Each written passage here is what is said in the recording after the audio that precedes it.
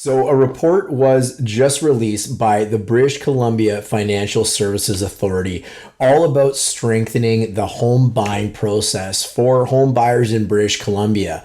They were tasked to provide recommendations to the BC government to help make the system better. Well, they've done just that. They just released this report right here, which gives a ton of recommendations about how the landscape of buying and selling a home in British Columbia should change to really better benefit the buyer. There's a lot less to benefit the seller in here. In fact, a lot of the seller's advantages might be removed. But what we're here to do today is break down this report, let you know what's in it and what might be good, what might be bad, and what maybe they should have thought about a little bit more before they made this suggestion. So if you're into learning about how BC real estate is going to be completely turned upside down, this is the video for you. Let's get into it. What's good, everybody? It's Darren German from the German Group, where we know you've only got one chance to either buy or sell your next home. So we're here to help you get it right. Be sure to absolutely crush that subscribe button down below. We're trying really hard to get to 1,000 subscribers by the end of July. So time is ticking, and I'll make you a deal. If you subscribe and the content sucks, just unsubscribe. All right, so as I said, the BCFSA was tasked to get recommendations about how to strengthen the home buying process and protect home buyers. This was actually something that was quietly even passed as a bill about a couple weeks ago that was almost blank. This means our lovely politicians thought the whole concept was a really good idea and passed a bill without having any details into it. So is that the best way of going about it? I don't know, but that's okay. We'll go into the report because what is in the content of this report is what's really going to change things for people buying and selling homes. The BCFSA was tasked with a few things, and that was mainly how to create more transparency in the buying process and how to really balance the unique needs of both buyers and sellers because they are really competing interests in a real estate transaction. There were really 4 buckets of recommendations that came out in this report. And those buckets included the following things like the home buyer protection period, the pre-offer period, the bidding process, and the post-offer period. And all different suggestions were really made through each of these. So let's dive into the first one about the home buyer protection. They made several points on this home buyer protection period that they think is really good ideas. And I think some of it actually is quite a good idea. So the first point that they made on there is having 3 clear business days where a buyer can absolutely walk away from a property. So this means that they could make an offer on a home. It could be completely condition free and just decide anytime within those 3 business days that they just no longer want to work with the property and walk away. So we do have things like this in Canada. A lot of it is more so for new construction type properties. So if you buy like a townhome or you buy a condominium in British Columbia, as an example, you have a 7-day right of rescission. You can walk away for anything. There is one province in Canada, in Manitoba, in fact, that has a 7-day right of rescission for condominium purchases. So they're thinking this 3-day ability to walk away from an offer is a good idea. This could affect sellers. It could reduce, the speed in which they can get their offer accepted and kind of move on with their life and whatnot. But all in all, I don't necessarily think it's a bad idea. I don't love the whole 3 business days thing because we live in a world where things are open all the time, and it really should probably just be 3 days, not 3 business days, but that's just my opinion. So on to the next one. The next kind of point that they think is that 3 business days should be non-waivable. You can't get out of that. That's just into the law, and it is what it is. Now, there's always going to be ways around things. Like a buyer could, offer a non-refundable deposit if someone was to accept their offer, just to make sure to show the seller that they're not going to back out. But essentially they're saying that you should not be able to waive that right to your 3-day rescission period.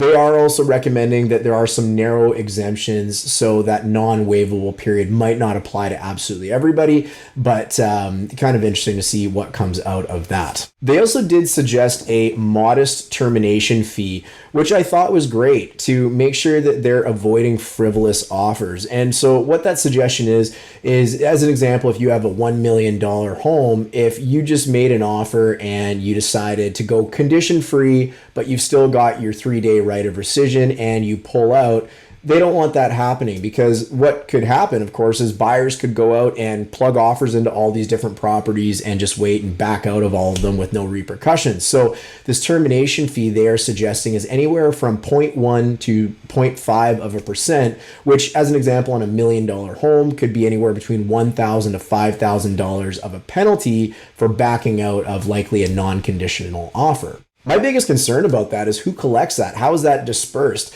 Getting money out of people can be incredibly difficult. And as realtors, we just structure the contracts and help provide advice and negotiate to our clients, but we can't get money out of other people, obviously. So I'm not quite sure how that part of it is really going to play out. So something they're going to need to consider. They also suggested that the sellers have to disclose other active buyers to the current, winning buyers, which is totally fine. I think that's a great idea. And lastly, the sellers have to provide reasonable access to the buyers to the home to be able to do better due diligence, like things like home inspections, or allow for an appraiser to get on the property. So all in all, I'm actually quite happy with this list of recommendations. It's not that bad. Let's get into the next bucket though, because there's some things in there that are going to take some further consideration. The next bucket was the pre-offer period bucket. And one of the first suggestions is that they wanted a minimum of 5 days from when a property goes to the market before they are actually able to accept offers. I don't love this one so much, and I'll give you an example why. We had a new listing come on the market just a few days ago.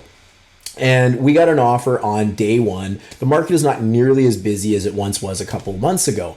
So we got an offer on day one. And because it was day one, the seller has a lot of leverage. Therefore, they can probably negotiate more on day one out of a potential buyer than they can on day 5 or day 10, whatever that might be.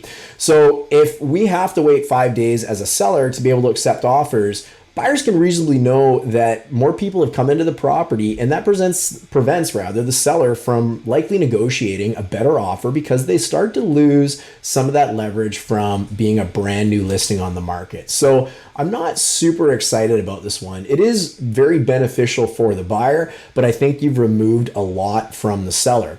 Also, it is beneficial for buyers, but it might not be beneficial for a buyer.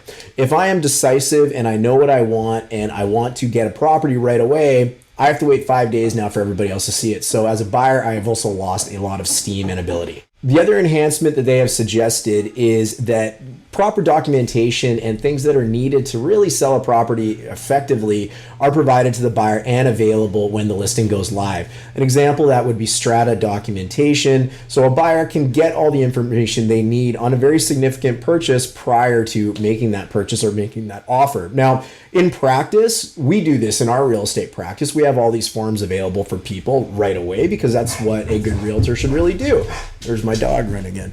But that's okay. Not everybody does that. That's fine. But if that came into law, I think that would be a really beneficial thing for the public who are buying homes. The third bucket was all about the bidding process, and they didn't commit a whole lot to this because it is quite a complicated subject. In fact, I did do a video on the blind bidding kind of ideas floating around by the federal government, whatnot, but they definitely said that they thought it should be further explored. Watch the video I did on that. I won't get into it here. That's a whole other can of worms, but I'll make sure to link that below so you can take a peek at it. In addition to that, they also figured that some more standard type clauses that we see on our contracts all the time be included in the standard contract of purchase and sale. Now, they would still be optional, but just to make sure that I guess maybe the public are aware that those were options that they could put into the offer, which their realtor would likely be suggesting to them anyway if it was important or needed for their particular offer. So this one's kind of moot to me. And the last bucket that was on there was post-sale. So the whole post-sale process was really making sure that after the offer is accepted and it's firmed up, there's no backing out at this point, all other parties who had either made offers or possibly inquired on the property are made aware of the competing bids. Not necessarily the details of the competing bids, I don't believe, but that's going to have to be fleshed out a little bit further as well. But that was kind of one of the recommendations that the BCFSA had. So there you go. That's kind of the 4 buckets explained. There is obviously going to be quite a few things affected by these proposals. Contract law is one of them. That's a whole other video. The whole general flow of real estate and how it plays out, that's a really big one that's going to be affected. It's going to take a while for the public, if these measures get introduced, to really start to adopt them and, understand that's the way we need to perform things. In British Columbia, we are trailblazers, whether it's for good or bad, in terms of how we regulate our real estate. So we'll have to kind of learn it as it goes. The only other comment I would make is some of these things are detrimental for either the buyer or the seller. You can't introduce something great for a buyer without it affecting the seller. So while the BCFSA was tasked to help maintain a balance without giving too much advantage to one party or the other, some of these things are going to hurt one of the parties, and it's going to change the ability of a buyer who has no financing needs. They've got cash. That's going to change their ability to be stronger and make a stronger offer than somebody who doesn't, based on what the proposals are in here. It's going to affect the ability of a seller to move quickly. It's going to affect the ability of a seller to pick different strategies on how they sell their home. So it's great that some of these things are going to be improved, but there is going to be some effects on both buyers and sellers. So there you have it, everybody. That is what is in the report. I've linked the report down below as well. And while you are searching down there, make sure you pick up one of our 2 copies of some of our new PDFs for both home buyers or home sellers rather. They are pretty awesome. We just created one of them too, and I think you're going to love it. So make sure you check those out. Don't forget to hit that subscribe button, and we will look forward to seeing you on the next video. Ciao.